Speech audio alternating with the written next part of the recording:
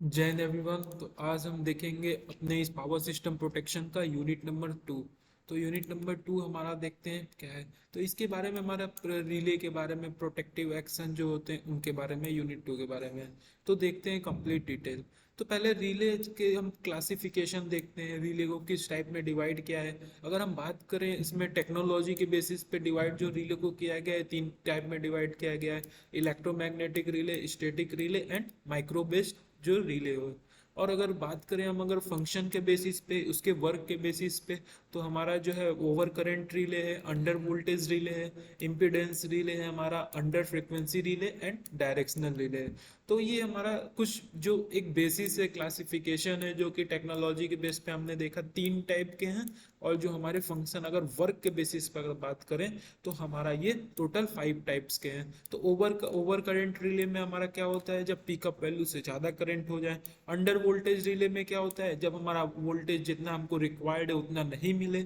Impedance relay में क्या होता है, ये हमारा डिस्टेंस टाइप का रिले होता है। बेसिकली इसमें क्या होता है कि अगर आपका कुछ दूर पे अगर ज़्यादा अमाउंट ऑफ आपका जो इम्पीडेंस है या जो आपका रेजिस्टेंस है इंक्रीज होता है, तो वो यहाँ पे रिले एक्टिव हो जाता है। और अंडर फ्रीक्वेंसी रिले, जब आपका अनबैलेंस कंडीशन आता है तो उस कंडीशन में आपका रिले ये एक्टिव हो जाता है। और डायरेक्शनल रिले क्या है कि किस डायरेक्शन में एक्यूरेट हमको जो लोकेशन देता है, जो एक्यूरेट डेटा बताता है किस जगह पे हमारा जो है फॉल्ट आया है, वो हमको बताता है डायरेक्शनल रिले। और टेक्नोलॉजी के बेस पे इलेक्ट्रोमैग्नेटिक रिले है और static relay and micro based relay है। तो ये आपको याद करना होगा, जो टेक्नोलॉजी बेसिस पे तीन टाइप्स के रिले आपको याद करना होगा।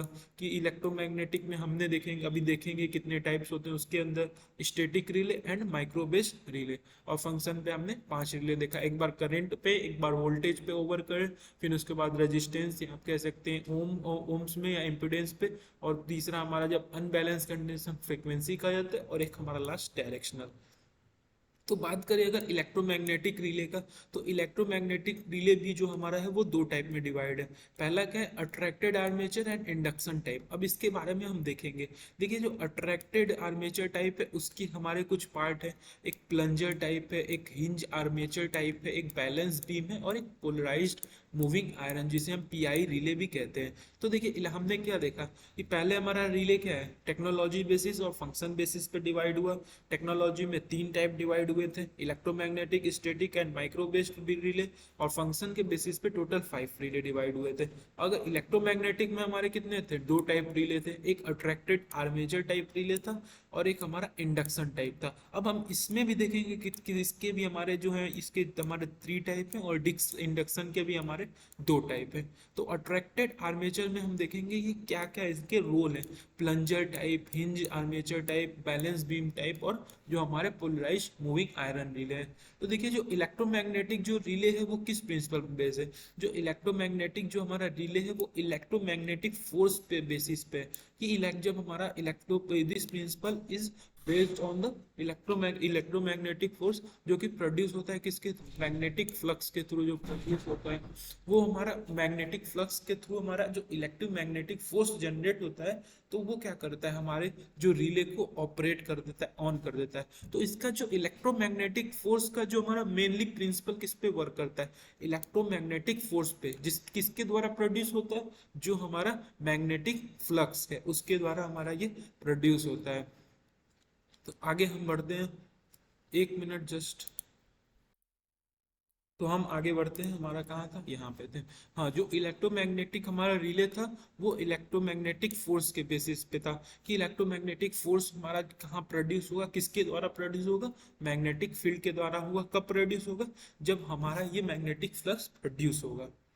जो इलेक्ट्रोमैग्नेटिक जो हमारा फोर्स है वो क्या करता है, वो जो हमारे एलिमेंट हैं, जो हमारे जो फ्लक्स प्रोड्यूस हो रहे हैं उसके स्क्वायर प्रोपोर्शनल है। यहाँ पे देख सकते हैं जो इलेक्ट्रोमैग्नेटिक फोर्स है एफ ई हमारा, वो किसके प्रोपोर्शनल है, स्क्वायर ऑफ द करंट जो हमारा प्रोड्यूस हो रहा है। अब करंट क्यों है, क्योंकि हमारा जो इलेक्ट्रोमैग्नेटिक फोर्स है वो फ्लक्स के स्क्वायर के प्रोपोर्शनल है। जब फ्लक्स के प्रोपोर्शनल है तो हम जानते हैं कि फ्लक्स हमारा किसके प्रोपोर्शनल है, करंट के प्रोपोर्शनल है। तो वही चीज यहाँ पे लिखा है कि जो इलेक्ट्रोमैग्नेटिक फोर्स है हमारा, वो हमारा करंट इसके भी प्रोपोर्शनल है, करंट फ्लक्स के भी प्रोपोर्शनल है और करंट के भी प्रोपोर्शनल है। तो और इसके वजह से हमारा क्या है, इन द डीसी। और डीसी जो हमारा डीसी इलेक्ट्रोमैग्नेटिक रिले, इसके भी हमारे दो टाइप हैं, डीसी और एसी। डीसी में हमारे क्या होते हैं, फोर्स जो होते हैं वो हमारे कांस्टेंट होते हैं, और if the force exceed the restraining force the relay operate. DC में देखिए सिंपली क्या होता है, हमारा फोर्स क्या होता है, कांस्टेंट होता है। अगर वो हमारा जो रिस्ट्रेनिंग फोर्स से ज्यादा जा रहा है, मतलब एक्सीड कर रहा है, तो उस समय रिले ऑपरेट हो जाएगा। लेकिन एसी में ऐसा नहीं होता। एसी में क्या होता है, हमारा वेरी करता है इलेक्ट्रोमैग्नेटिक फोर्स। तो वहां पे जो इक्वेशन है वो क्या होता है, के आई स्क्वायर, और आई को हम क्या लिख सकते हैं, I max sine omega T square. और I max sine omega T को आप क्या लिख सकते हैं, साइन ओमेगा टी को आप अगर हम इसको कन्वर्ट करें जो हमारा टू ओमेगा टी के फॉर्म में, तो वो हमारा आएगा हाफ के आई एम, जो हमारा आई मैक्स तो अंदर कॉमन है, वन माइनस, तो हमारा आता है cos two omega T half. अब तो यहाँ पे हाफ हमने बाहर ले लिया, और sine omega, sine square omega T का हमने यहाँ पे वैल्यू रख दिया। तो यहाँ पे देख सकते हैं हमारा जो फोर्स कैसे वेरी कर रहा है, एक बार हमारा आई मैक्स से वेरी कर रहा है, और एक बार हमारा जो cos टू ओमेगा टी है उससे भी टाइम के साथ भी वेरी कर रहा है। अभी हम देखेंगे ये ग्राफ, देखिए हमारा इलेक्ट्रोमैग्नेटिक फोर्स वर्सेस हमारा जो ये टाइम ओमेगा टी का ग्राफ है। यहाँ पे हमने क्या किया है, जो यहाँ पे हमारा करंट लाइन है, एसी का जो करंट होता है वो आप देख सकते हैं कि यहाँ पे हमने करंट ड्रॉ किया है। और हमारा क्या है, एफ ई, जो इलेक्ट्रोमैग्नेटिक फोर्स हमेशा पॉजिटिव होगा क्योंकि स्क्वायर फॉर्म है। तो यहाँ पे आप देख सकते हैं ये हमेशा हमारा पॉजिटिव है, हमेशा पॉजिटिव है। और इसके अंदर हम क्या डिसाइड कर रहे हैं, एक रिस्ट्रेनिंग फोर्स, यहाँ पे आप देख सकते हैं एक रिस्ट्रेनिंग फोर्स है कि इससे ऊपर जाएगा तो हमारा रिले ऑपरेट कर जाएगा। और जो हमारा मैक्सिमम वैल्यू है, जो हमारा फोर्स का मैक्सिमम इसके फॉर्मूला के अनुसार वो कितना हो सकता है, हाफ के आई एम एक्स स्क्वायर।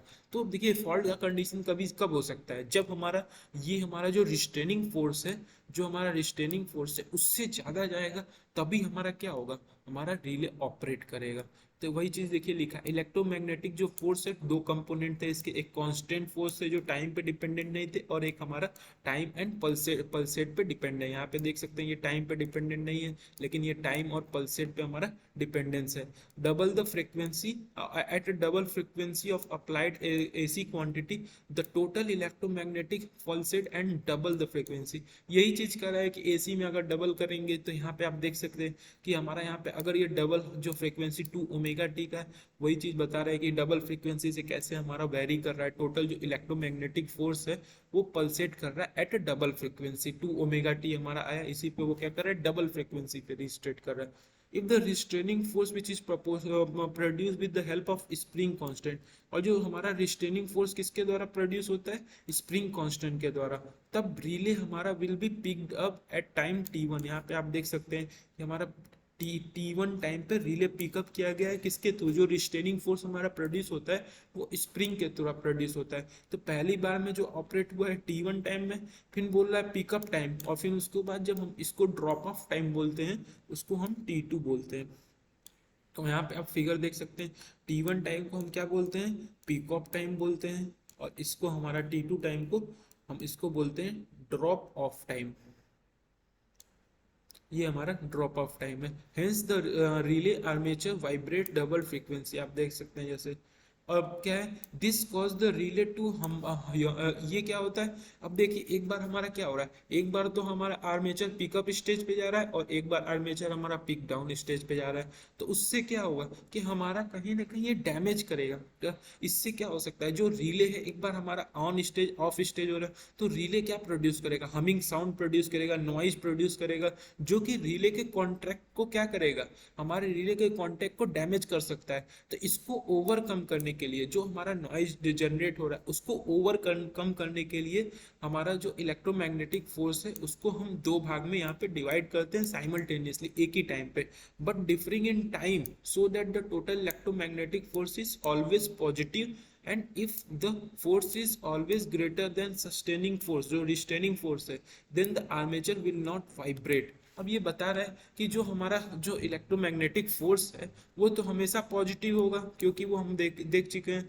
कि जो टोटल इलेक्ट्रोमैग्नेटिक फोर्स है हमेशा पॉजिटिव होगा। तो हमारा जो रिस्ट्रेनिंग फोर्स, जो हमारा फोर्स है वो हमेशा रिस्ट्रेनिंग फोर्स से तो ज़्यादा ही होगा जो इलेक्ट्रोमैग्नेटिक फोर्स है। तो अगर हमारा कोई फोर्स रिस्ट्रेनिंग फोर्स से ज़्यादा होता है तो वो क्या करेगा, हमारा रिले ऑपरेट नहीं करेगा, वाइब्रेट नहीं करेगा।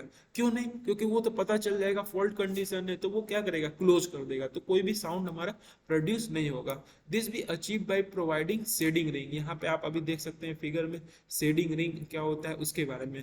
यहाँ पे जब शेडिंग रिंग आप प्रोवाइड करेंगे इलेक्ट्रोमैग्नेटिक को, तो हमारा फ्लक्स जो होगा शेडेड, देखिए जब भी हम शेडिंग रिंग प्रोवाइड करेंगे या शेडिंग करेंगे कि अपने जो हमारा रिले है, जो हमारा सर्किट है, तो उसमें क्या होता है, जो फ्लक्स हमारा प्रोड्यूस होता है वो कैसा होता है, तो उस जो हमारा फ्लक्स प्रोड्यूस होता है वो शेडेड पोल जो हमारा होता है उसको लैगिंग करता है, किसके बिहाइंड, जो अनशेडेड पोल है। देखिए यही पॉइंट लिखा है, the flux through shaded pole, जो हमारा फ्लक्स प्रोड्यूस होगा किसके थ्रू, जो शेडेड पोल के थ्रू प्रोड्यूस होगा, वो हमेशा क्या करेगा, लैग करेगा बिहाइंड किसके, अनशेडेड पोल के। तो यहाँ पे आप देख सकते हैं कि ये हमारा क्या है, ये हमारा हिंज आर्मेचर टाइप है। सिंपली हमारा जो इनपुट होता है वोल्टेज या करंट होगा यहाँ से, फिर वहाँ पे आप देख सकते हैं कि अगर ये हमारा अगर जाता है एक्सीडिंग वैल्यू पिकअप वैल्यू से, तो ये हमारा ट्रिप कर जाएगा। और यहाँ पे आप देख सकते हैं शेडिंग जो हमारा रिंग है कॉपर का, ये यहाँ पे यूज किया गया है, जो हमारा इलेक्ट्रोमैग्नेटिक रिले विद शेडिंग, यहाँ पे आप शेडिंग कह सकते हैं, शेडिंग क्योंकि यहाँ पे हमारा शेडिंग यूज हुआ है।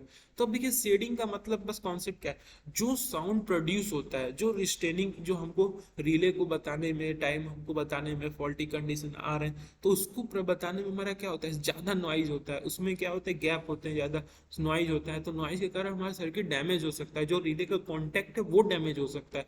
तो उसको हमको ओवरकम करने के लिए क्या यूज करते हैं, हम शेडिंग रिंग यूज करते हैं। अब देखिए hinge armature relay are the mainly used as auxiliary relay, tripping relay, AC और डीसी करंट। ये देखिए हिंज जो हमारा था यही वाला था कि जो हिंज रिले है, जो हिंज आर्मेचर रिले है, किसके लिए यूज होता है, जो ऑक्सिलरी रिले। ऑक्सिलरी रिले मतलब क्या, जो ट्रिपिंग है, मतलब क्या होता है, अगर ज्यादा कंडीशन हो गया पिकअप से तो ट्रिप हो गया, डाउन हो गया, तो वही चीज ये एसी और डीसी दोनों में हमारा यूज होता है वोल्टेज एंड करंट रिले में। Their voltage ampere consumption is very low, इसमें जानना नहीं, बस इसमें ज़्यादा कुछ है नहीं, बस ट्रिपिंग करना है, तो इसलिए हमारा जो इसका कंजम्पशन है वो बहुत ही लो है। कितना लो है हमारा, 0.05 वॉट एट अ पिकअप, बहुत ही मैन्यूट लेवल है।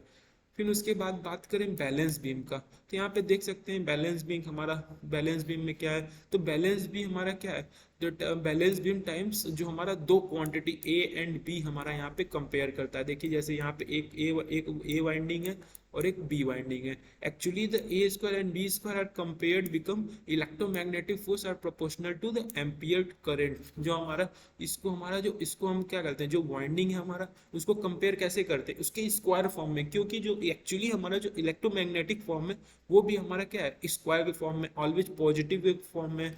तो ये हम यहाँ पे क्या करते हैं, बैलेंस भी हम बैलेंस बनाते हैं। जो यहाँ पे हमारा जो करंट फोर्स हमारा प्रोड्यूस हो रहा है उसको बैलेंस बनाने के लिए जो हमारा वाइंडिंग है उसको भी हम क्या करते हैं, प्रोपोर्शनल करते हैं, किसके, जो हमारा स्क्वायर है, A square and B square.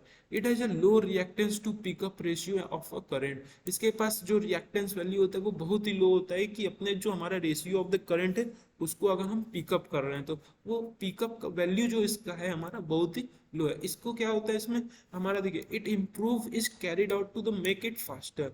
अब देखिए ये इसको हम कंपेयर क्यों कर रहे हैं, कंपेयर करने से क्या होगा, हमारा रिस्पॉन्स तुरंत आएगा, जो रिएक्टेंस खर्च होगा हमको इसको अगर एक बार अगर सिंगली इसको ऑपरेट करें, सिंगली इसको ऑपरेट करें, तो क्या होगा, दिक्कत होगा, मतलब ज़्यादा कंजम्पशन होगा, रिएक्टेंस ज़्यादा होगा। तो इसको ओवरकम करने के लिए हम क्या यूज करें, लो रिएक्टेंस हम यूज करें। इससे हमारा जब कंपेयर कर रहे हैं तो लो रिएक्टेंस प्रोड्यूस हो रहा है, और पिकअप जो रेशियो है हमारा, low reactance to pickup ratio of the current, वो भी हमारा लो। इससे क्या हमारा इंप्रूव होगा कि हमारा जो फास्ट टेंडेंसी जो कैरी आउट है जल्दी से हो जाए, और जिसके जो ट्रांजिएंट कंडीशन है वो जल्दी से ओवर रीच कर जाए। Sensitivity of the hinge armature relay, जो हिंज आर्मेचर रिले देखे थे आप भी, उसको इंक्रीज कर सकते हैं कब, जब डीसी ऑपरेशन में है। देखिए जो यहाँ पे आप देखे थे, यहाँ पे सेंसिटिविटी इसके हिंज आर्मेचर टाइप को सेंसिटिविटी इंक्रीज कब कर सकते हैं, जब आप यहाँ पे, लेकिन ये केवल कंडीशन क्या है, डीसी ऑपरेशन में होगा। कब होगा ये, इसकी इंक्रीज कर देंगे जब आप इसको परमानेंट मैग्नेट लगा देंगे, तब उस अरेंजमेंट को हम क्या बोलते हैं, पोलर मूविंग, जो हमारा iron polarised moving iron type relay था हमारा। तो यहाँ पे आप देख सकते हैं हमने कैसे हिंज को हम इसमें कन्वर्ट, देखिए यहाँ पे आप जैसे स्टार्टिंग में देखे थे कि टोटल हमारे कितने टाइप के, 4 टाइप के जो यहाँ पे अट्रैक्टेड आर्मेचर टाइप रिले थे। तो उसमें जो हम देखिए हिंज, जो हमारे हिंज को हम कन्वर्ट कर रहे हैं किसमें, पोलराइज्ड मूविंग आयरन रिले में। कैसे कि जो हमारा हिंज है वो हमारा डीसी में ये अप्रूव, इसको हम और इम्प्रूव कर सकते हैं। तो डीसी में हम क्या करें, डीसी में जो हम यहाँ पे मैग्नेट यूज कर रहे हैं वहाँ पे हम परमानेंट मैग्नेट यूज करें, तो वो जो हमारा क्या होगा, कंडीशन और इम्प्रूव हो जाएगा। तो उसको हम क्या बोलेंगे, हमारा जो मूविंग जो है, moving iron, polarised moving iron based relay. यहाँ पे देख सकते हैं वही पॉइंट लिखा है कि सेंसिटिविटी को हम इंक्रीज कर सकते हैं हिंज आर्मेचर रिले में, कब, अब डीसी ऑपरेशन में परमानेंट मैग्नेट यूज करके। फिर बात करें अगर हम इंडक्शन टाइप रिले का, तो इंडक्शन टाइप रिले क्या होता है, इंडक्शन टाइप में क्या होता है, the torque is produce in this relay, इस रिले में हमारा क्या होगा, टॉर्क प्रोड्यूस होगा। उसमें हमारा क्या इलेक्ट्रोमैग्नेटिक फोर्स प्रोड्यूस हो रहा था, किसमें हो रहा था आप बताइए, अभी आपको जस्ट बताएं।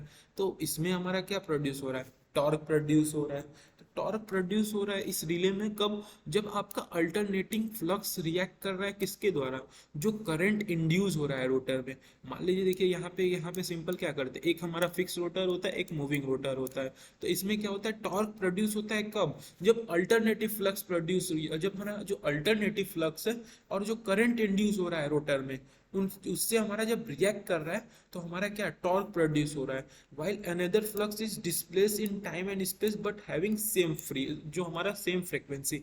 अब देखिए ये क्या है हमारा, एक तो मूविंग पार्ट है, एक रोटेटिंग पार्ट है। इसमें क्या प्रोड्यूस हो रहा है, हमारा अल्टरनेटिव फ्लक्स है जो प्रोड्यूस हो रहा है मूव करने की वजह से, और वो हमारा रिएक्ट कर रहा है किसके थ्रू, जो हमारा करंट इंड्यूस है रोटर में, जो करंट इंड्यूस हो रहा है तो उसमें हमारा क्या हो रहा है, रिएक्ट कर रहा है, या उसके हमारा क्या इंड्यूस हो रहा है करंट, तो उससे हमारा क्या हो रहा है, टॉर्क प्रोड्यूस कर रहा है। और हमारा जो अनदर जो दूसरा फ्लक्स है वो भी हमारा क्या हो रहा है, डिस्प्लेस हो रहा है। जैसे जैसे हमारा क्या हो रहा है, जैसे जैसे रोटर मूव कर रहा है वैसे वैसे दूसरा भी फ्लक्स, हमारा अल्टरनेटिव फ्लक्स भी हमारा प्रोड्यूस हो रहा है टाइम और स्पेस के अकॉर्डिंग, जितना जो जो टाइम पे जो हमारा अल्टरनेटिव फ्लक्स प्रोड्यूस होगा। These are used in AC, जो इंडक्टर हमारा इंडक्टेंस टाइप है यहाँ पे जो बेस्ड रिले है वो अधिकतर हमारा एसी में यूज होता है। और ये 2 टाइप के होते हैं, induction disc and induction cup, depending on their rotor. जो रोटर जैसा हम लेंगे, डिस्क रोटर लेंगे तो डिस्क बोलेंगे, कप लेंगे तो कप बोलेंगे। इंडक्शन देखिए डिस्क हमारा क्या है, अब इंडक्शन डिस्क के बारे में बात करें, ये भी हमारा 2 टाइप में, एक हमारा शेडेड पोल है, एक हमारा वॉट मेट्रिक टाइप है। तो आपको ये पॉइंट रिमेंबर करना है, ये भी इंडक्शन टाइप में हमारा 2 टाइप डिस्क है। पहले इंडक्शन टाइप में 2 डिस्क है, डिस्क और इंडक्शन हमारा जो टाइप होता है इसमें हमारा 2 टाइप है, डिस्क एंड कप। और डिस्क में हमारा 2 टाइप, एक शेडेड एंड वॉट मेट्रिक। तो यहाँ पे आप शेडेड देख सकते हैं कि यहाँ पे जो ये हमारा नॉर्मल तो ऐसे था ही, उसमें क्या कर रहे हैं, दोनों साइड हम क्या कर रहे हैं, शेडेड कर दे रहे हैं, शेडिंग कर दे रहे हैं डिस्क रोटर में। ये पॉइंट आप याद रखेंगे, डिस्क का है हमारा। और यहाँ पे आप देख सकते हैं वॉट मेट्रिक में कैसे हम यहाँ पे यूज कर रहे हैं। जो हमारा इसमें क्या होता है, ये हमारा जो डिस्क है और इसमें हमने क्या किया, वाइंडिंग, एक प्राइमरी वाइंडिंग जो हमारा इसमें ऐड किया, और ये हमारा वाइंडिंग सेकेंडरी वाइंडिंग जो इसमें है। अब देखते हैं कुछ पॉइंट इसके बारे में। जो शेडेड पोल टाइप होता है, जो हमारा शेडेड पोल हमारा टाइप था, उसमें क्या हो रहा है, main flux is split into 2 flux is displace in time and space with respect to shading ring. इसमें हमारा जो भी फ्लक्स जनरेट हो रहा था वो दो भागों में बढ़ जा रहा था। यहाँ पे जैसे मान लीजिए फाई जनरेट हो रहा था, ये हमारा 2 भागों में बढ़ जा रहा था, जिसकी वजह से क्या हो रहा था, 2 फ्लक्स हमारा डिस्प्लेस हो रहा था with the help of shading ring के थ्रू। द फ्लक्स ऑफ जो हमारा शेडेड पोर्शन का फ्लक्स था वो क्या करेगा, लैग करेगा। ये आपको प्रीवियस में इसी लेक्चर में हम बताएं कि जब भी हमारा शेडिंग होगा तो शेडेड पोर्शन वाला हमेशा वो लैग करेगा, किसके बिहाइंड, जो हमारा अनशेडेड पोर्शन होगा, और कहाँ पे, एयर गैप में हमारा। और देखिए ये तो हमारा रहा शेडिंग वाले के बारे में, कि शेडिंग वाले में देखिए सिंपली आपको क्या याद रखना है कि शेडिंग वाले में जो हमारा मेन फ्लक्स आ रहा है वो क्या हो रहा है, 2 भागों में डिवाइड हो जा रहा है, और 2 भागों में डिवाइड हो जा रहा है, और उसमें जो शेडेड पोर्शन है वो लैग करता है किसके बिहाइंड, हमारा अनशेडेड के और एयर गैप के बीच में। और शेडिंग रिंग का यही यूज है कि हम हमारा जो फ्लक्स है उसको स्प्लिट कर दें। फिर उसके बाद वॉट मेट्रिक में क्या है, इसमें हमारा 2 मैग्नेटिक सिस्टम, आपको जैसे देखें यहाँ पे 1 मैग्नेटिक सिस्टम, 2 मैग्नेटिक सिस्टम यहाँ पे यूज किया गया है। The phase displacement between flux is obtain either having different either having different resistance, और या तो हमारा दो सर्किट में अगर डिफरेंट डिफरेंट, यहाँ पे देख सकते हैं यहाँ पे जो हम यहाँ पे दो मैग्नेट यूज किए हैं, इसके जो रेजिस्टेंस होंगे वो डिफरेंट डिफरेंट होंगे। तो उसके हेल्प से हम क्या कर सकते हैं, यहाँ पे हमारा ऑपरेट हो सकता है जो इंडक्टिव जो रिक्स रिले है। यहाँ पे फिगर आप यहाँ पे देख सकते हैं, यहाँ पे हमारा सिंगल मैग्नेट है, ये सेकंड मैग्नेट है, और यहाँ पे एक वाइंडिंग इसका है, जो कि हमारा ये एक वाइंडिंग हमारा किससे अटैच होता है, ये हमारे प्राइमरी वाइंडिंग से अटैच होता है।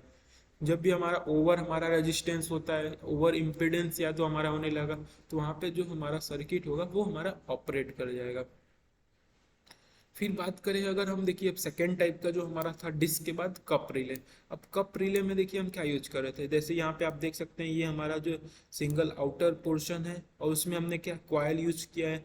देख सकते हैं यहाँ पे टोटल 4 पोल यहाँ पे हमारा यूज है, और ये हमारा रोटर है जो मूविंग पार्ट है, और एक फिक्स कोर है यहाँ पे, फिक्स कॉइल। अब इसी के बीच हमारा प्रोड्यूस होगा flux. The induction cup relay operate at same principle जो इंडक्शन मोटर। जो हमारा इंडक्शन कप है वो भी हमारा सिंपल प्रिंसिपल पे वर्क करता है जो इंडक्शन मोटर। इसमें क्या है, जो रोटेटिंग फील्ड मैग्नेटिक, जो हमारा rotating magnetic field is produce by two pair of coil. यहाँ पे देखिए जैसे मान लीजिए यहाँ पे दो क्वाइल है, तो इनके वजह से क्या होगा, हमारा जो रोटेटिंग मैग्नेटिक फील्ड प्रोड्यूस होगा। रोटेटिंग मैग्नेटिक फील्ड क्या प्रोड्यूस होगा, रोटेटिंग जब मैग्नेटिक हमारा जब फील्ड प्रोड्यूस होगा, तो उसकी वजह से हमारा इंड्यूस करंट जनरेट होगा इस कप के अंदर, और इंड्यूस कप हमारा जो जनरेट करेगा और वो रोटेट करेगा उसी डायरेक्शन में जिस डायरेक्शन में हमारा रोटेटिंग फील्ड जनरेट हो रहा है। The direction of rotation of rotor depend on the direction of rotating field. और रोटर भी हमारा वही मूव करेगा जो रोटेटिंग फील्ड का डायरेक्शन होगा, सेम डायरेक्शन होगा। These relay have an operating time. इसका जो ऑपरेटिंग टाइम है वो लेस देन 10 माइक्रो सेकेंड है, मतलब बहुत ही कम टाइम है। These are the best suitable normal and abnormal condition are very close. इसमें क्या है, ये तुरंत ऑपरेट करता है, अगर नॉर्मल कंडीशन है थोड़ा सा भी एबनॉर्मल हुआ तो ये रिले तुरंत ऑपरेट होता है हमारा। तो इंडक्शन में हमारा क्या था कि यहाँ पे जो ऑपरेट करता है इंडक्शन मोटर टाइप पे वर्क करता है प्रिंसिपल पे। इसमें क्या होता है, रोटेटिंग मैग्नेटिक फील्ड प्रोड्यूस होता है, क्योंकि दो पेयर कॉइल यहाँ पे यूज है, उनसे क्या होगा, रोटेटिंग मैग्नेटिक फील्ड प्रोड्यूस होगा। तो रोटेटिंग मैग्नेटिक फील्ड क्या प्रोड्यूस करेगा, इंड्यूस करंट करेगा, और रोटर हमारा घूमने लगेगा। रोटर हमारा किसी डायरेक्शन में घूमेगा जिस डायरेक्शन में हमारा रोटेटिंग फील्ड प्रोड्यूस होगा। अब हमारा क्या है, ड्यू टू इसमें लाइट, जो रोटर है वो लाइट होता है, बहुत हल्का होता है, उसकी वजह से हम ऑपरेशन में क्या फास्ट, इसका ऑपरेटिंग टाइम कितना था, less than 10 micro per second, 10 micro second थे हमारे। और इसका जो रिजल्ट है एबनॉर्मल कंडीशन में सडन रिस्पॉन्स मिलता है। अब इसमें क्या है, a distance protection and also could be use at direction. इस रिले को हम डायरेक्शनल रिले भी यूज करते तरीके से यूज कर सकते हैं, डायरेक्शनल ऐड करके हम यहाँ पर account for high sensitivity and speed and non vibrating steady torque. इसको हम यूज कर सकते हैं डायरेक्शनल रिले यूज करके, जिसके सेंसिटिविटी को हम इंक्रीज कर दें और हमारा टॉर्क स्टेडी स्टेट पे उसका वाइब्रेशन भी ना हो। अब इसमें क्या है, theory of the induction relay torque. अब इसका देखिए टॉर्क का इक्वेशन हम कैसे बनाएंगे, ये देखिए क्या है, the two magnetic field plus, जो हम जैसे देखे अपने फिगर में भी कि हमको दो मैग्नेटिक फील्ड प्रोड्यूस हो रहा था, दो मैग्नेटिक फील्ड प्रोड्यूस हो रहा था, और डिफरेंट टाइम एंड जो हमारा टाइम फेज में डिफर कर रहे थे ऑब्वियस से। और दो जब हमारा मैग्नेटिक फील्ड प्रोड्यूस हो रहे थे तो दो ईएमएफ भी इंड्यूस हो रहा था, क्योंकि फ्लक्स क्या करेगा, इंड्यूस करेगा ईएमएफ को, E1 E2 जिसका नाम है। और लेकिन ये क्या करेगा, जो हमारा फ्लक्स ईएमएफ को इंड्यूस करेगा वो हमारा 90 डिग्री लैग करेगा, which lag their respective 90 degree. और ये ईएमएफ क्या है, lead to flow of eddy current, और यही ईएमएफ क्या हमारा एडी करंट हेल्प फ्लो करेगा, हेल्प करने में। तो ये स्मॉल I1 I2 क्या है, हमारा एडी करंट है, किसके थ्रू आएंगे, जो फ्लक्स φ1 के थ्रू हमारा I2 आएगा, और φ2 के थ्रू हमारा I1 करंट एडी करंट आएगा।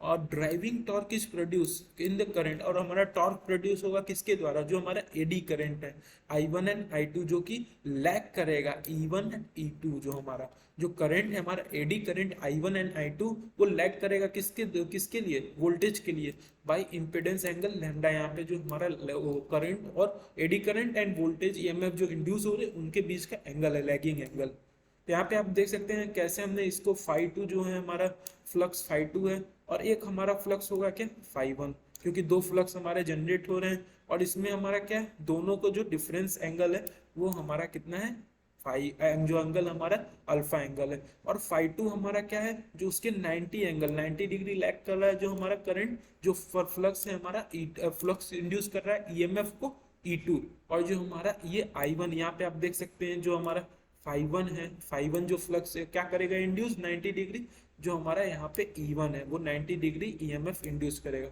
और हमको बताया गया कि एडी करंट प्रोड्यूस हो रहे हैं इस इंड्यूस ईएमएफ के थ्रू, वो भी लैग करेंगे।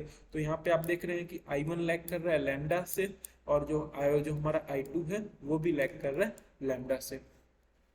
तो अब यहाँ पे हम फार्मूला डिराइव करते हैं। जैसा कि आप जानते हैं कि फ्लक्स जो इंड्यूस हो रहा है, जो हमारा फ्लक्स प्रोड्यूस हो रहा है, तो वो किसके प्रोपोर्शनल होता है, जो हमारा उसके करंट, इसी में जितना करंट फ्लो हो रहा है उसके प्रोपोर्शनल होगा I1 साइन ओमेगा टी, और फाई टू सिंपली वैसे। और हम जैसे जानते हैं कि E1 equal to D phi by D T होता है, तो यहाँ पे जब आप इसको डेरिवेट करेंगे तो आपको ये वैल्यू मिलेगा। सिमिलर फाई E2 के लिए हम कर सकते हैं। फिर हमारा जो I1 एडी करंट है वो किसके प्रोपोर्शनल होगा, हमारे जो E2 है, जो हमारा जो हमारा E1 है, और ये वाला हमारा जो प्रोड्यूस होगा E2 के थ्रू। तो I1 में हमारा जो हमारा एंगल कितना था, लैगिंग एंगल लैम्डा, तो यहाँ पे लैम्डा माइनस कर दिए, और यहाँ पे हमारा E2 में कितना था, उसमें भी लैम्डा, तो लैम्डा माइनस कर दिए। अब हमारा जो टॉर्क रिजल्टेंट टॉर्क प्रोड्यूस होगा वो किसके प्रोपोर्शनल होगा, difference between the flux generated by second, जो हमारा सेकंड फ्लक्स है, और जो हमारा फ्लक्स फर्स्ट के द्वारा।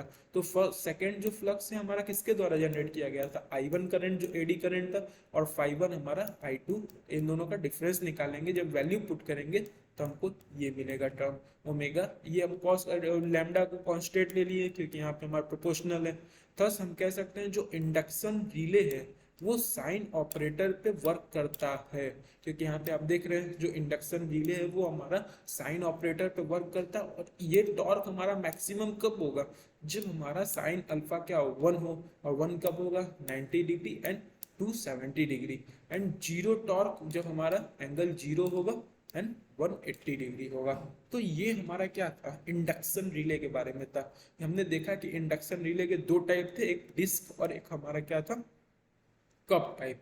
फिर हमने उसमें क्या देखा, जो डिस्क में हमारा था उसमें भी हमारा दो टाइप थे, एक शेडेड हमारे थे और एक हमारे क्या थे, वॉटमेट्रिक। शेडेड में हमने क्या किया, सिंपली हमने क्या किया, शेडिंग यूज किया था। फिर लेकिन वॉटमेट्रिक में क्या यूज किया था हमने, दो डिफरेंट डिफरेंट हमारा जो मैग्नेट था वहां पे यूज किया था। यहाँ पे आप देख सकते हैं डिस्प्लेसमेंट बिटवीन, और वहां पे हमारा उसके किसके बेसिस पे रिले ऑपरेट कर रहा था, डिफरेंस बिटवीन दिए रेजिस्टेंस के बेसिस पे। फिर हमने इंडक्शन जो कप देखा, इंडक्शन कप हमारा जो सिंपली किसके बेसिस पे, इंडक्शन मोटर के बेसिस पे वर्क करता है। इसमें जितना रोटेटिंग फील्ड मैग्नेट जो हमारा प्रोड्यूस होगा किसके द्वारा, दो कॉइल के द्वारा, और रोटेटिंग फील्ड क्या इंड्यूस करेगा, करंट इंड्यूस करेगा, और करंट हमारा क्या हेल्प करेगा, रोटर जो हमारा रोटर है मूव करेगा। रोटर जो मूव करेगा किसका डायरेक्शन होगा, जहाँ पे रोटेट, जिस डायरेक्शन में रोटेटिंग फील्ड प्रोड्यूस होगा। अगर लाइट रोटेट रहेगा तो ऑपरेशन इसका फास्ट होगा। ऑपरेशन टाइम इसका कितना है, लेस देन 10 मिली सेकेंड है। और इसमें हमने देखा कि जो ये इसको हम और इम्प्रूव कर सकते हैं जब इसमें डिस्टेंस प्रोटेक्शन रिले यूज कर लें, डायरेक्शनल रिले यूज कर लें, तो इससे हमारा सेंसिटिविटी जो स्पीड का है और नॉन वाइब्रेटिंग जो स्टडी टॉर्क है वो भी हमारा इंक्रीज हो जाएगा। तो हमने इसके बाद फिर देखा कि क्या इसका phasor diagram, induction relay torque कैसे प्रोड्यूस होते हैं। जो यहाँ पे हमारा देखा कि हमने कैसे फाई 2 हमारा जो 90 डिग्री लैग कर रहा था, और जो हमारा ईएमएफ E2 है वो लैग कर रहा था फाई 2 के और 90 डिग्री, और जो ईएमएफ E1 है वो लैग कर रहा था फाई 1 के। फिर उसमें हमने कैसे इक्वेशन निकाला, और लास्ट में कंक्लूजन मिला कि जो हमारा टॉर्क प्रोड्यूस हो रहा है किसके द्वारा, जो टॉर्क प्रोड्यूस हो रहा है हमारा इंडक्शन रिले के द्वारा, वो डिपेंड करता है साइन ऑपरेटर के ऊपर कि कितना हमारा कब मैक्सिमम होगा, कब और मिनिमम होगा। तो अगर हम बात करें सेकेंड रिले की, थर्मल रिले, तो थर्मल रिले क्या है हमारा, ये थर्मल रिले, दिस रिले क्या यूटिलाइज करता है, इलेक्ट्रोथर्मल इफेक्ट इसमें आता है। इलेक्ट्रोथर्मल इफेक्ट पे ये वर्क करता है, actuating current for their operation. The electrothermo effect of the जो करंट है उसको वो ऑपरेट करने में हेल्प करता है, इसको रिले को ऑपरेट करने में। दीज आर जो cheaply use for the protection and small, और जो थर्मल रिले हमारा कुछ स्मॉल मोटर को प्रोटेक्ट करता है किसके against, overloading and unbalancing of current. ये ओवर करंट हमारा ओवरलोड ना हो जाए, अनबैलेंसिंग हो रहा है करंट को, तो ये हमको प्रोटेक्ट करने में हेल्प करता है। और थर्मल जो यहाँ पे एलिमेंट है वो बाई मेटेलिक स्ट्रिप यूज करता है, जो कि हमारा स्पाइरल होता है, स्पाइरल वाउंडिंग होता है किसके ऊपर, जो हमारा रॉड होता है, जहाँ पे हमारा एक रॉड यूज करते हैं उसमें हमारा क्या होता है बायोमेट्रिक मेटेलिक स्ट्रिप, उसमें क्या होता है वाउंड हो जाता है स्पाइरल से में greater length resulting into greater से, जो हमारे अगर उसका लेंथ ज्यादा होगा तो वो हमारा सेंसिटिविटी जो है उसका भी स्ट्रांग हो जाएगा, सेंसिटिविटी भी स्ट्रांग हो जाएगा। तो बाई मेटालिक जो स्ट्रिप होता है वो कंसिस्ट दो मेटेलिक, जैसे नाम से पता चल रहा है बाई मेटालिक स्ट्रिप, तो उसमें दो मेटल होते हैं जिसके थर्मल कोफिशिएंट होते हैं, जो एक्सपांसन के थर्मल कोफिशिएंट होते हैं वो डिफरेंट डिफरेंट होते हैं और आपस में दोनों जुड़े होते हैं। जब आपका रिले ऑपरेट कब होगा, जब आपका हीट होगा, जब हीट अप जनरेट होगा तो एक स्ट्रिप क्या होगा, उसका दोनों का कोफिशिएंट तो अलग अलग है, थर्मल कोफिशिएंट ऑफ एक्सपांसन, तो एक हमारा क्या होगा एक्सटेंड होने लगेगा दूसरे के, तभी हमारा ये थर्मल इफेक्ट ऑपरेट हो जाएगा। और ये रिजल्ट जब बेंडिंग ऑफ द मेटेलिक जो जब हमारा एक एक्सपांड होगा तो दूसरा बेंडिंग होने लगेगा, जब बेंडिंग होगा तो हमारा जो दोनों जो हमारे बायोमेटेलिक एलिमेंट है हीट अप हो जाएंगे और रिले को ऑपरेट करेंगे क्योंकि वो कांटेक्ट में रहेंगे, और हमारा ये क्या होगा closing the relay and contact, ये इससे हमारा जो फॉल्ट होने से बचा सकता है, प्रोटेक्ट कर सकता है। देखिए सिंपल क्या है थर्मल इफेक्ट में, थर्मल रिले में हमारा कौन सा करंट यूज करता है, जो electrothermal effect of actuating current होता है उसको यूज करता है। इसमें हमारा क्या होता है छोटे मोटे मोटर जैसे होते हैं उनको ओवरलोडिंग या अनबैलेंसिंग करंट होने से हमारा प्रोटेक्ट करता है, उनको प्रोटेक्ट करता है। जितना ज्यादा लंबा इसमें क्या यूज होता है, हमारा बाई मेटालिक स्ट्रिप जो होते हैं वो यूज होते हैं। इसमें क्या होते हैं हमको जितना लंबा आप जो हमारे बायोमेटालिक स्ट्रिप होंगे वाउंड होते हैं, उसमें जो हमारे मेटल्स होते हैं इस वाउंड होते हैं, डिफरेंट डिफरेंट उसके कोफिशिएंट ऑफ एक्सपांसन होते हैं, थर्मल कोफिशिएंट ऑफ एक्सपांसन। जब क्या होगा हीट अप होगा तो दोनों के अलग अलग है, तो एक क्या होगा बेंड होने लगेगा, जब बेंड होगा तो हमारा जो रिले होगा वो क्लोज कांटेक्ट में आ जाएगा और हमारा ऑपरेट कर देगा, प्रोटेक्ट हो जाएगा हमारा डिवाइस। अब इसके भी देखिए कुछ टाइप्स हैं, बाईमेटालिक थर्मल रिले, बाईमेटालिक जो स्पाइरल टाइप थर्मल रिले हैं, और एक हमारा यूनिमेटालिक थर्मल रिले। फॉर प्रोटेक्शन अब तीन फेज के मोटर हैं तो वहां पे तीन बाई मेटालिक स्ट्रिप यूज होते हैं, they are energise by current by from the three phase. अब देखिए जो थ्री फेज मोटर है वहां पे तीन बाई मेटालिक स्ट्रिप यहाँ पे आप यूज कर सकते हैं, और तीनों को आप करंट कैसे देंगे, करंट फ्रॉम थ्री फेज, तीनों को अलग अलग फेज में हम उसको करंट देंगे।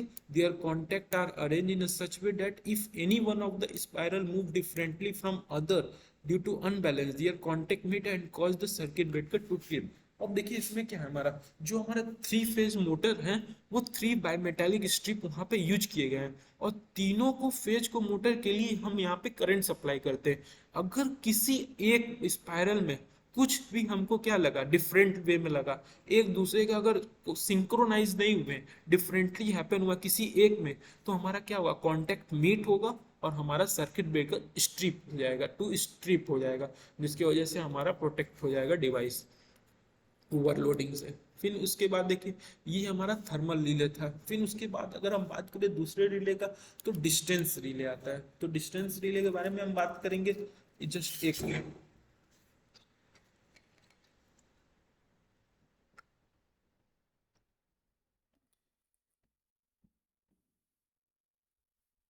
तो डिस्टेंस रिले क्या था हमारा, ये सबसे पॉपुलेस्ट वर्जन है और ज़्यादा वर्सेटाइल रिले है पावर सिस्टम में, अधिकतर जगह ये यूज होता है हमारा डिस्टेंस रिले।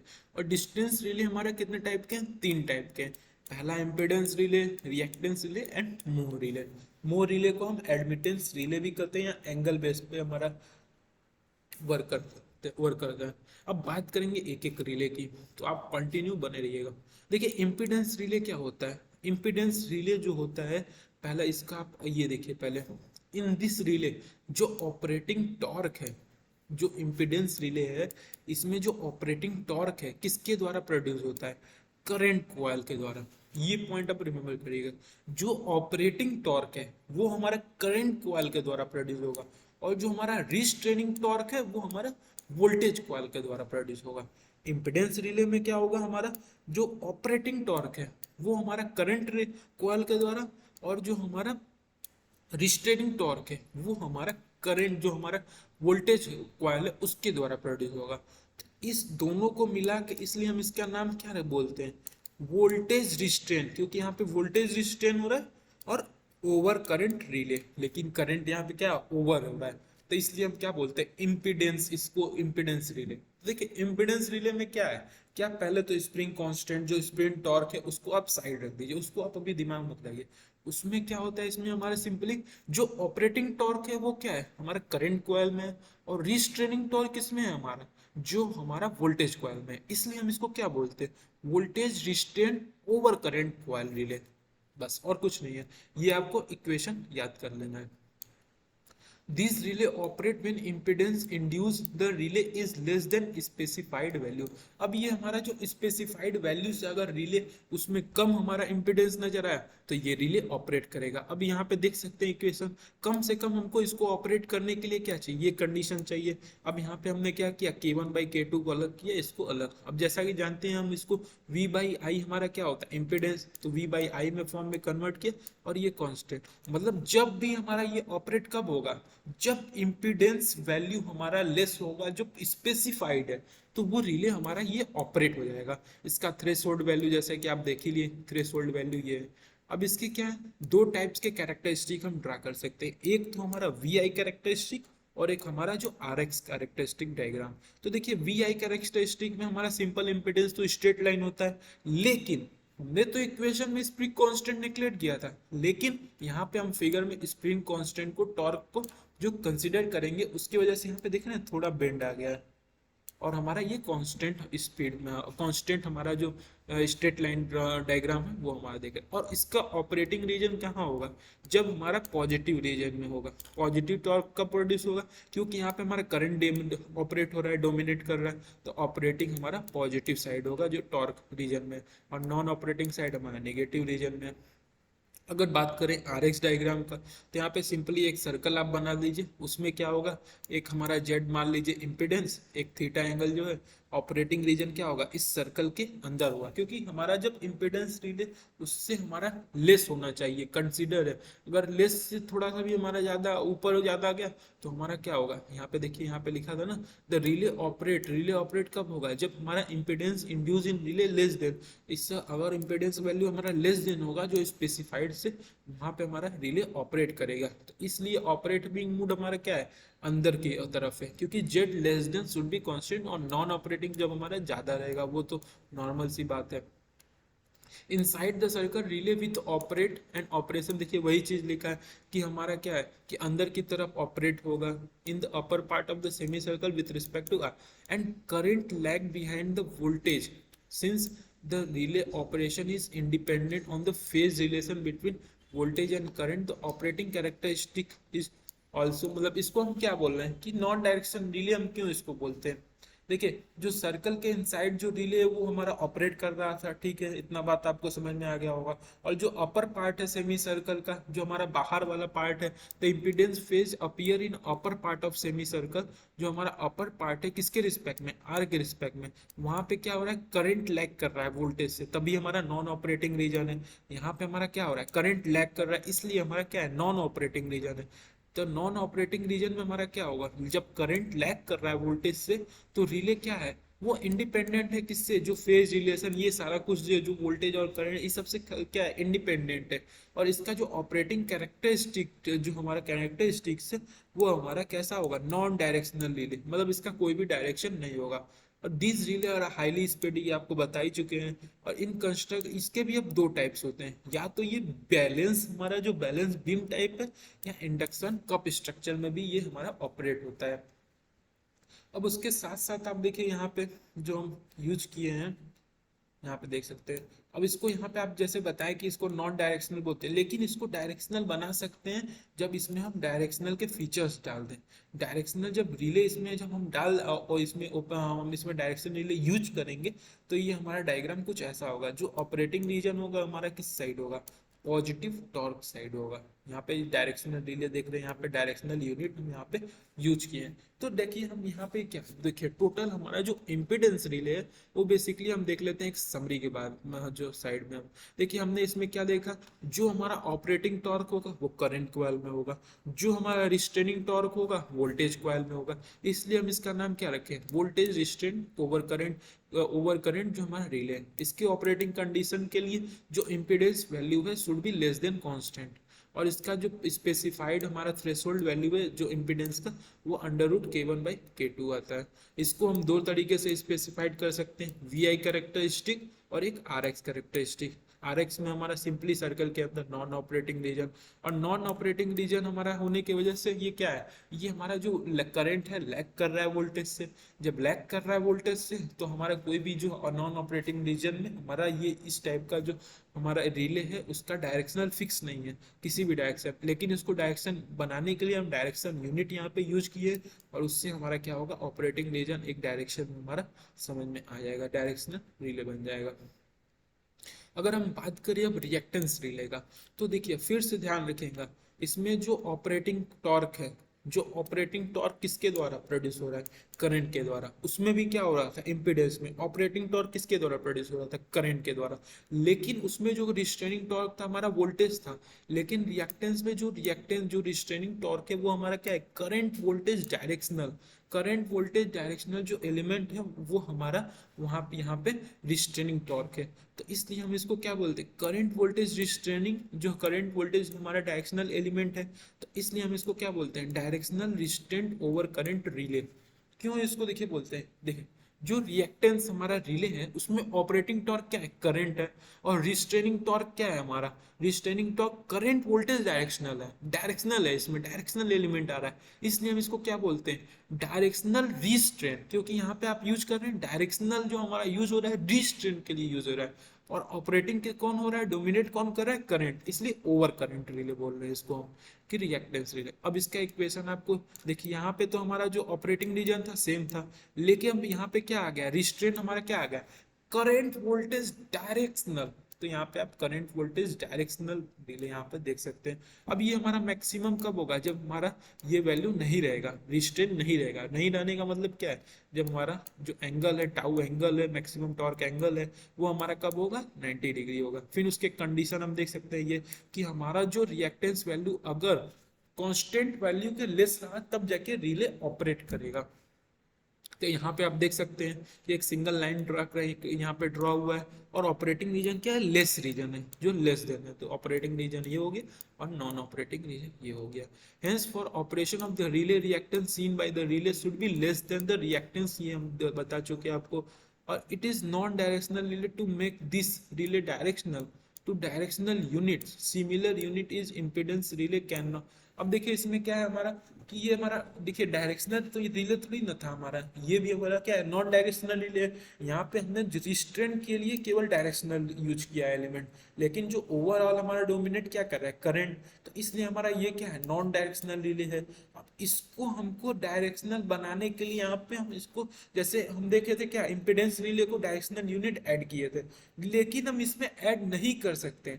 जो हमारा रिएक्टेंस रिले है उसमें हम डायरेक्शनल एलिमेंट नहीं यूज कर सकते। क्यों, क्योंकि हमारा यहाँ पे जो इम्पिडेंस, जो क्योंकि हमारा जो यहाँ पावर फैक्टर है वो लीडिंग कर रहा है, जो हमारा power for leading power factor reaction, जो हमारा रिएक्टेंस होता है वो हमारा नेगेटिव होता है। क्योंकि आप जानते हैं कि पावर फैक्टर अगर लीडिंग कर रहा है तो हमारा रिएक्टेंस क्या होता है, नेगेटिव होता है, और हमारा जो इम्पिडेंस होता है वो पॉजिटिव। तो इम्पिडेंस पॉजिटिव हो रहा था तो वहां पे आप डायरेक्शनल यूज कर पा रहे थे, लेकिन नेगेटिव में यूज नहीं कर सकते। अब इसको हम अगर कुछ मान लीजिए अगर थोड़ा बहुत यूज करके इसको हम अगर डायरेक्शनल फीचर्स ऐड करना चाहते हैं, तो इसमें हमको क्या यूज करना होगा, relay. Relay is used along with reactance relay. जो हमारा एक और रिले यूज करना होगा अलग से नए फीचर्स के लिए, जिसको हम बोलते हैं क्या, स्टार्टिंग रिले है, स्टार्टिंग यूनिट।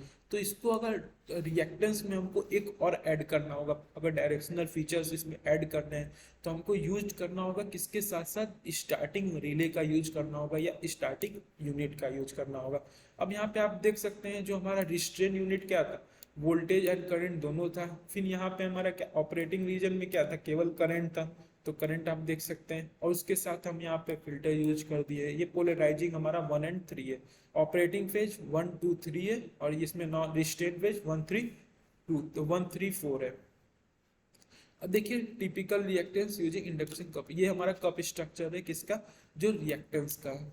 फिर उसके बाद बात करें हम, इसका ऑपरेटिंग टॉर्क आपको बता दिया, रिस्ट्रेनिंग टॉर्क बता दिए कब प्रोड्यूस होगा। अब बात करते हैं हमारा महो रिले, जो कि लास्ट रिले है इसके, जो डिस्टेंस रिले के टाइप में है।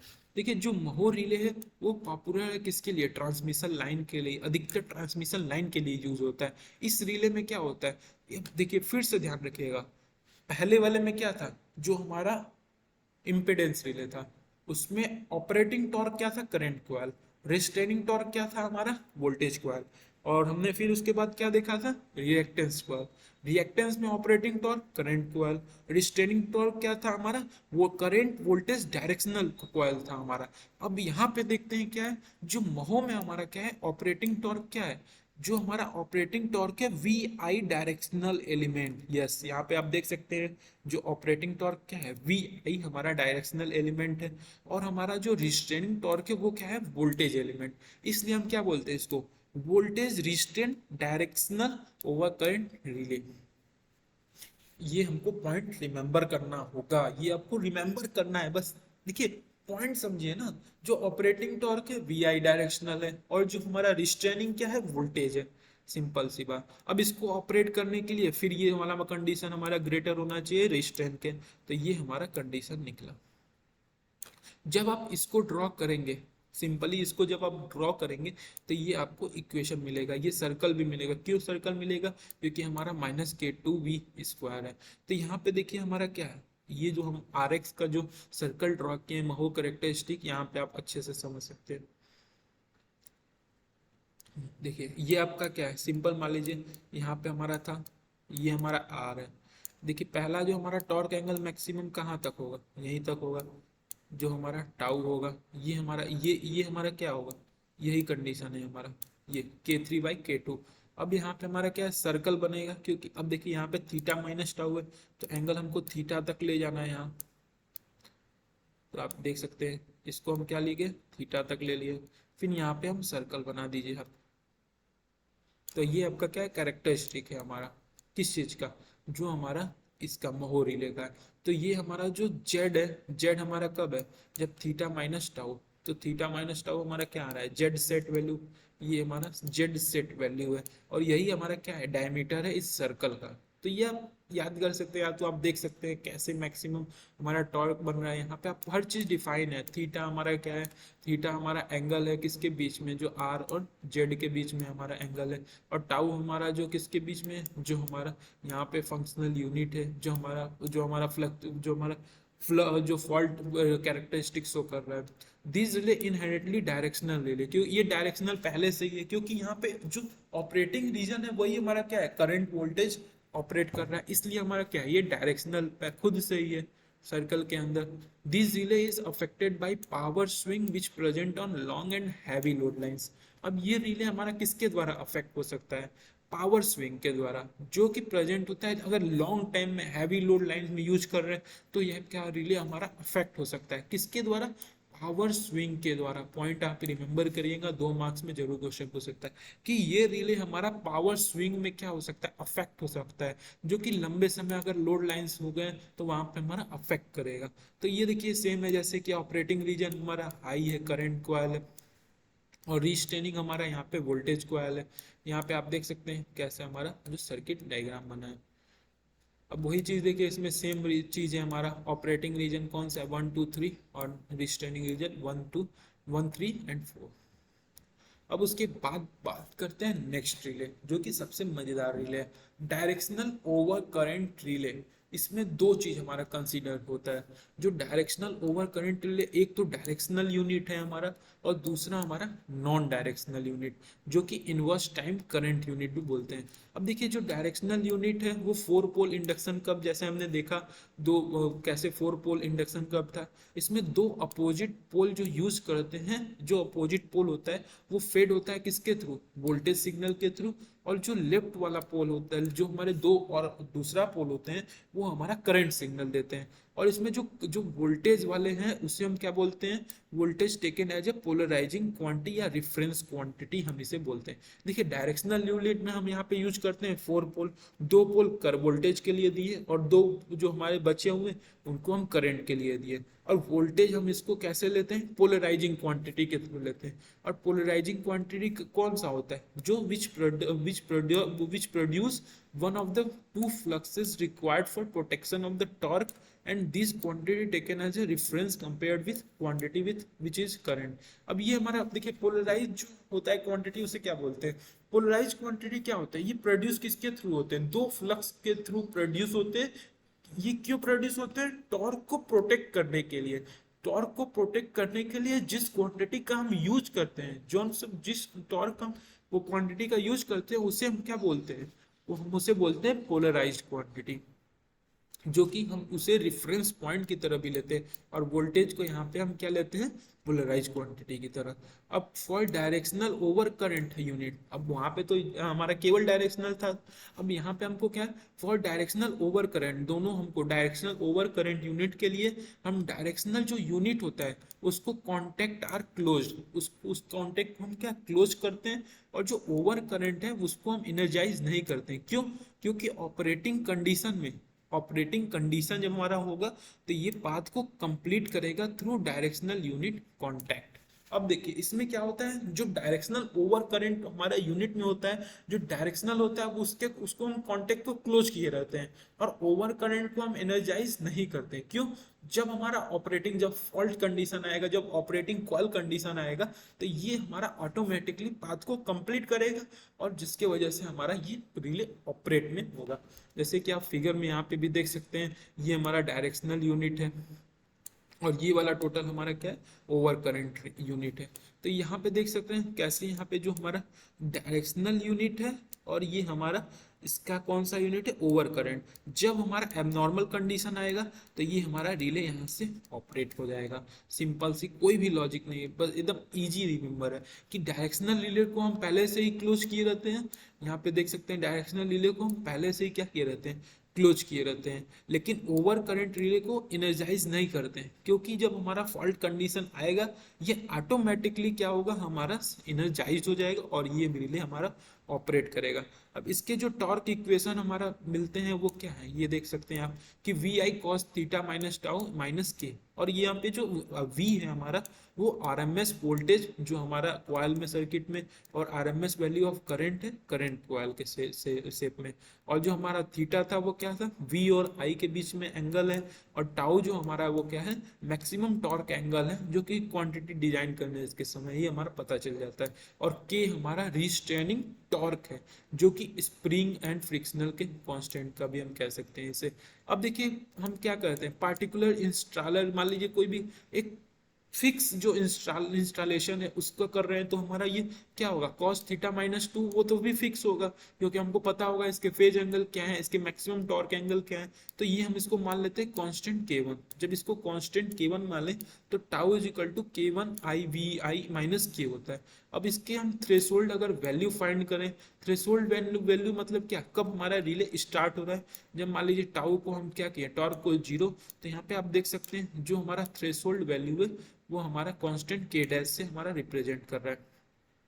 तो इक्वेशन 2 को अगर हम रिप्रेजेंट करेंगे तो रेक्टेंगुलर हाइपरबोला की तरह नजर आएगा। देखिए इसको हम क्या बोलते हैं, कांस्टेंट प्रोडक्ट कैरेक्टरिस्टिक। तो कांस्टेंट प्रोडक्ट कैरेक्टरिस्टिक यहाँ पे देख सकते हैं कि ऑपरेटिंग रीजन कब है, हमारा बाहर के रीजन में है, और ये हमारा मिनिमम करंट और मिनिमम वोल्टेज उसके लिए रिक्वायर्ड है, जो कि ऑपरेट करने के लिए। तो इस रीजन में हमारा क्या है, ऑपरेट रीजन है। फिगर 2 जो हमारा इक्वेशन नंबर 2 है वो कि it is clear that where certain minimum value of voltage and current such product V I exceeded the K. यहाँ पे आप देख सकते हैं जो हमारा ये है वैल्यू है वी आई, अगर इसका वैल्यू हमारा जब ज्यादा होगा तब उसका क्या होगा, हमारा रिले ऑपरेट करेगा। जब relay pickups for any below voltage and current satisfy the equation 2 does not guarantee the relay operate.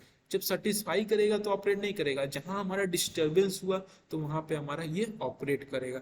जैसे कि आप यहाँ पे एग्जांपल मान लीजिए कि इस A is the location of directional relay. मान लीजिए ए हमारा यहाँ पे लोकेशन है क्या, डायरेक्शनल रिले का, तो यहीं से हमारा क्या होगा, फॉल्ट ऑपरेट हो जाएगा, जो हमारा रिले है वो ऑपरेट करेगा। The maximum distance up to which the voltage below be minimum is known as dead zone. मतलब क्या बोल रहा है कि मैक्सिमम डिस्टेंस तक जहां पे हमारा ये फॉल्ट ऑकर नहीं होगा, और मैक्सिमम डिस्टेंस जहां उसके जाने के बाद आपका डेड, मतलब डेड जोन क्या होता है कि रिले हमारा ऑपरेट कर रहा है, रिले उसी को क्या बोलते हैं, क्या बोलते हैं हम उसको, जो हमारा डेड जोन होता है। क्यों? क्योंकि हमारा उसके बाद जो हम वैल्यू लेंगे तो उसके बाद हमारा क्या होगा, फॉल्ट ऑकर हो जाएगा, तो हमारा रिले क्या होगा, ऑपरेट करेगा। लेकिन अगर अगर हम मान लीजिए रिले का भी क्या होगा, एक लिमिट होगा। मान लीजिए आप क्या करेंगे, इसको आप वोल्टेज प्रोवाइड करते जा रहे हैं तो उसकी वजह से क्या होगा, ओवरलोड कंडीशन हो जाएगा।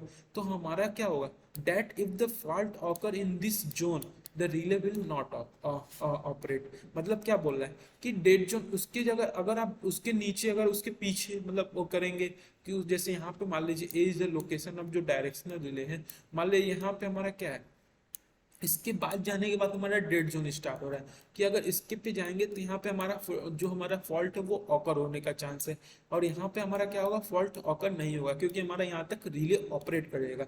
तो ए तक मान लीजिए आपका रिले ऑपरेट कर रहा है, लेकिन इसके बाद जो है वो रिले ऑपरेट नहीं करेगा, तो इसी को हम बोलते हैं क्या, डेड जोन। डेड जोन यहाँ पे आप देख सकते हैं, the maximum distance up to which voltage is below be minimum. Maximum distance जहां तक हमारा वोल्टेज क्या हो, मिनिमम हो, उसी को हम क्या बोलते हैं, डेड जोन बोलते हैं। कि मैक्स डिस्टेंस जो हमारा वो मैक्सिमम हो लेकिन वोल्टेज क्या हो, मिनिमम हो, उसी को हम डेड जोन बोलते हैं। यहाँ पे आप देख सकते हैं जो हमारा टॉर्क इक्वेशन 1 है यही हमारा कंसीडर कर रहा था। तो यहाँ पे आप देखिए, अब क्या है आपका, यहाँ पे हम रेफरेंस पॉइंट वोल्टेज को लिए थे, और हमारा इसमें क्या हो रहा था, जो हमारा जो फ्लक्स जनरेट हो रहा था करंट के द्वारा, वो हमारा क्या हो रहा था, यहाँ पे हमारा लीड कर रहा था, और जो फ्लक्स जनरेट हो रहा है वोल्टेज से वो हमारा लैग कर रहा था। मैक्सिमम टॉर्क लाइन यहाँ पे आप देख सकते हैं 90 डिग्री पे बना है, तो यहाँ पे मैक्सिमम टॉर्क लाइन टाउ हो गया हमारा 90 डिग्री, और जो हमारा थीटा है वो हमारा एंगल है किसके बीच में, वी और आई, यहाँ पे I कर दीजिए यहाँ पे, और फाई हमारा एंगल डिफरेंस बिटवीन है, ये हमारा वी एंड फाई वी के। देखिए फाई वी क्या है, the flux due to the voltage coil. जो हमारा फ्लक्स है वोल्टेज क्वाइल के द्वारा प्रोड्यूस होता है, जो कि कितना लैग करेगा, 60 से लेके 90 डिग्री तक। ये हमारा जो फाई है वो वेरी करेगा कितना से, 60 डिग्री से लेके हमारा 90 डिग्री तक। और जो फाई आई है वो हमारा फ्लक्स करंट के द्वारा प्रोड्यूस हो रहा है, जो कि थीटा है। Net torque is produce due to interaction of phi I and phi V. इन दोनों के इंट्रैक्शन के वजह से हमारा नेट टॉर्क प्रोड्यूस होगा। This torque is maximum and maximum when two flux are displaced by 90 degree. जब ये दोनों फ्लक्स, अगर हमारा मैक्सिमम टॉर्क कब जनरेट होगा, जब इन दोनों के बीच में हमारा क्या होगा, डिफरेंस क्या होगा, 90 डिग्री होगा।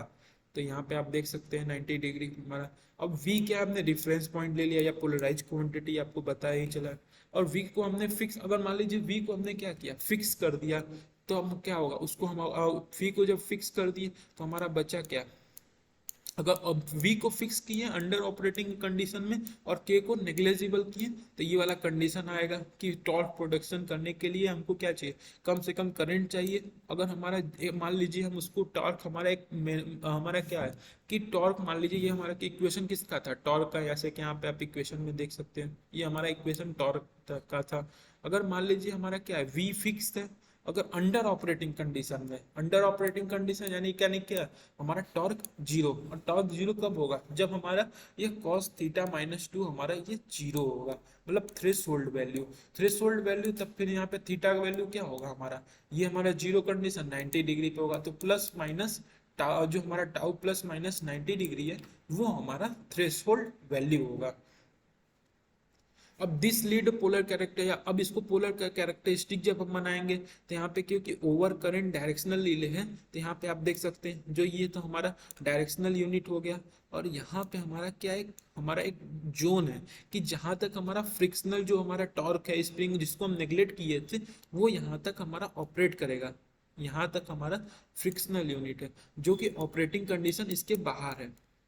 पॉजिटिव रीजन में और नॉन ऑपरेटिंग कंडीशन इसके नेगेटिव रीजन में। और रिले हमारा तभी ऑपरेट करेगा जब हमारा करंट है वो मिनिमम से ज़्यादा हो, क्योंकि उतना तक तो वो हायर कर ही लेगा, लेकिन ऑपरेट करने के लिए हमको करंट ज़्यादा चाहिए। और यहाँ पे आप देख सकते हैं करंट हमारा लीड कर रहा है वोल्टेज से, तभी हमारा रिले ऑपरेट होगा। तो देखिए ओवर करंट रिले, वो तो हमारा ओवर करंट डायरेक्शनल रिले था। अगर बात करें ओवर करंट रिले का, तो ओवर करंट रिले क्या था, when load current exceeded preset value. जैसे कि यहाँ पे भी आप देख सकते हैं कि हमारा जब लोड करंट है वो एक्सीड करे प्रीसेट वैल्यू से, तब हमारा ओवर करंट रिले ऑपरेट करता है। Over current relay become asymptote with increase in current. जब असिम्प्टोट हो जाएगा, असिम्प्टोटिक हमारा ऑपरेशन आएगा, तो हमारा करंट में इंक्रीज होगा, तो हमारा रिले ये ऑपरेट करेगा। अब ये रिले हमारा क्या है, डिफरेंट डिफरेंट सेचुरेशन में हमारा डिफरेंट डिफरेंट कैरेक्टरिस्टिक्स शो करेगा। जैसे यहाँ पे देखिए, by varying the point of saturation different characteristic can be obtain. अब यहाँ पे देख सकते हैं या तो instantaneous over current relay, definite, या इन जो हमारा इंक्रीज डेफिनिट मिनिमम टाइम जो रिले है वो, या वेरी इनवर्स, या एक्सट्रीमली यूनिवर्स रिले। अब देखिए जो हमारा इंस्टेंटेनियस ओवर करंट रिले है, कब है इंस्टेंटेनियस जो ओवर करंट रिले है, ये तुरंत ऑपरेट करता है, सडन, यानी 0.1 सेकेंड इसे लगता है ऑपरेट करने में। और जो हमारा डेफिनिट टाइम रिले है, अगर डेफिनिट टाइम रिले कब ऑपरेट होगा, जब प्री डिटरमाइंड जो हमारा टाइम है उसको हम कंटिन्यूअस जो हम देते जाएंगे और करंट हमारा एक्सीड करेगा पिकअप वैल्यू से, और इसका जो ऑपरेटिंग टाइम है वो कांस्टेंट होगा किसके रिस्पेक्ट में, जो करंट का मैग्नीट्यूड है, जो पिकअप उसके पिकअप वैल्यू से ज्यादा है, तभी हमारा ये क्या है, definite time over current relay show होगा। जैसे कि आप ये डायग्राम में देख सकते हैं कंडीशन, ये हमारा डेफिनिट का है, ये हमारा आईडीएमटी का है, ये हमारा जो वेरी यूनिवर्स का, और ये एक्सट्रीमली यूनिवर्स का है। हम जो ग्राफ बनाए किसके बीच में, ऑपरेटिंग टाइम एंड जो multiply plug setting and current setting उसके बीच में। तो यहाँ पे देखते हैं फर्स्ट पार्ट ऑफ द जो characteristic achieve plug setting is 10। यहाँ पे जैसे पहला पार्ट है जो डेफिनेट टाइम है, वहाँ पे क्या बोल रहा है कि वो 10 अचीव किया है। For high value of plug setting the tends to become definite. देखिए वही बोला है कि 10 को हमको अचीव करना है और प्लग सेटिंग का वैल्यू भी हायर चाहिए, तो हमको क्या करना होगा, definite current over current relay use करना होगा। This characteristic achieve when saturation of magnetize is control. ये जब कंट्रोल में होगा तभी हमारा अचीव होगा। और लेटर स्टेज जो हमारे लेटर हैं दूसरे वाले हैं, वो क्या होंगे, केवल प्रोटेक्टिव की तरह यूज करेंगे। Saturation occur it still later stage assume the shape of the curve. यहाँ पे एक इक्वेशन जो हमारा जो एक्सट्रीमली इनवर्स कंडीशन का कैरेक्टरिस्टिक है, वो हमारा उसका कर्व अगर ड्रॉ करें तो इक्वेशन आएगा I square T is equal to K. I क्या हमारा operating current, T operating time है, और के हमारा कांस्टेंट है। टी का यहाँ पे इक्वेशन अगर जनरल इक्वेशन, ये तो हमारा किसका कंडीशन है, एक्सट्रीमली इनवर्स का कंडीशन है। अगर हम जनरल इक्वेशन बात करें तो टी जो हमारा ऑपरेटिंग टाइम है वो क्या आएगा, के अपॉन आई के पावर n माइनस 1।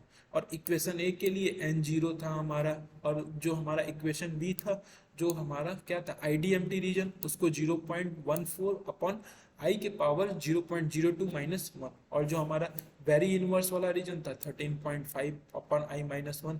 और जो हमारा डी वाला यानी क्या, एक्सट्रीमली इनवर्स कंडीशन जो हमारा ये था, वो क्या होगा 80 अपॉन आई स्क्वायर माइनस 1।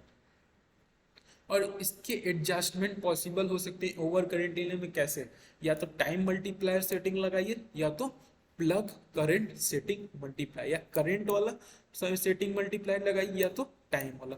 तो ये हमारा था यूनिट 2 का पार्ट 1। अभी पार्ट 2 भी हमारा ये आएगा। तब तक के लिए जय हिंद, थैंक यू।